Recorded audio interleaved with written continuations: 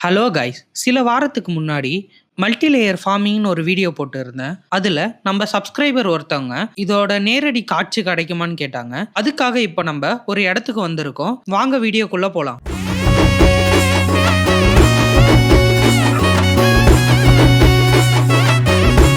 ஒரு சின்ன இடத்துல மல்டி லேயர் ஃபார்மிங் எப்படி பண்றதுன்னு இப்ப நம்ம பார்க்கலாம். இப்ப நம்ம பார்க்குற இந்த ஒரே இடத்துல கத்திரிக்காய், வெண்டைக்காய், புளிச்சக்கீரை இது மூணுத்தையும் போட்டு இருக்காங்க.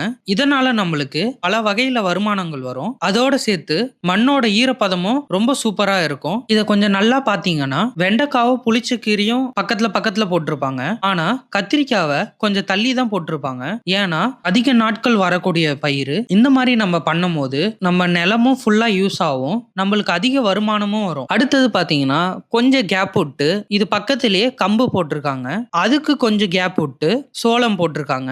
இந்த இடத்துல எப்படி போட்டிருக்காங்கன்னா நடுவுல வந்து முக்கிய பயிரா வாழை இலையை போட்டுட்டு அதை சுத்தி கத்திரிக்காய் செடி வச்சிருக்காங்க. அதுக்கப்புறம் இன்னொரு சைடு பாத்தீங்கன்னா மரவள்ளி கிழங்கு, அதுக்கு நடுவுல மிளகா செடி போட்டிருக்காங்க. அதே மாதிரி ரைட் சைடுல பாத்தீங்கன்னா முருங்கைக்கீரை மரம் போட்டிருக்காங்க.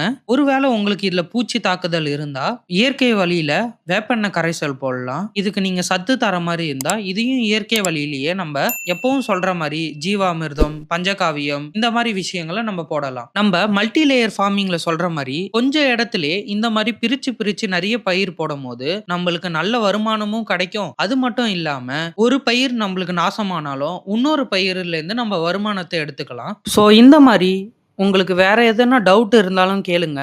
இல்ல வேற எதனா நேரடி காட்சி வேணும்னாலும் சொல்லுங்க. என்னால முடிஞ்ச வரைக்கும் அதை ட்ரை பண்ணி உங்களுக்கு காமிக்கிறேன். இதே மாதிரி யூஸ்ஃபுல்லான வீடியோஸ்லாம் வேணும்னா இயற்கை விவசாயம் வித் யூசுப் சேனலை சப்ஸ்கிரைப் பண்ணிங்க, லைக் பண்ணுங்க, ஷேர் பண்ணுங்க. தேங்க்யூ.